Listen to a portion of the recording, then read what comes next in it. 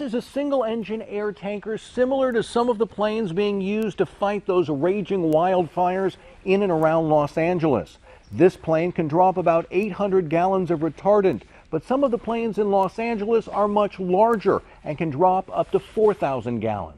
All the way up is full of retardant. Beryl Shears knows a thing or two about fighting wildfires. The Arizona pilot and former firefighter showed us around his Buckeye hangar, where he keeps his fleet of planes that have been saving lives and property in Arizona and across the country since 1989 through his aerial firefighting operation, the Western Pilot Service. Our job is to make that retardant touch the retardant that was dropped before us.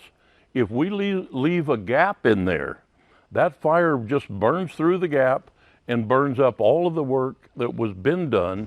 So our job is to be very specific and tie those lines together.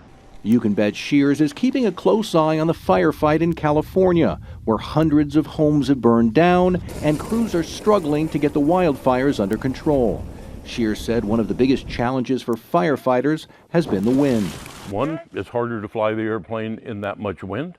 Number two, when you drop that retardant, the wind is taking it. It's also gusting, so it moves the line around. You don't get a straight line.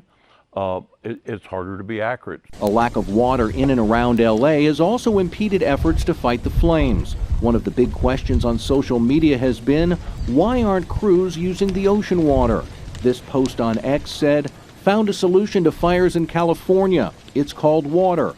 But Shears tells us it's not that simple. Salt water can be corrosive to firefighting equipment and cause damage to tools, tanks, hydrants, and hoses.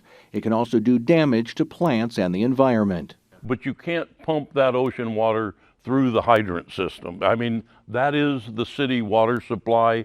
It's the water you drink. It's the same water mains. But I do know that the salt water is only good for things that live in salt water. Salt water can also do a lot of damage to homes, cars, and property, which is why dropping retardant from planes like this one is always the first option. In Buckeye, Jason Berry for Arizona's Family.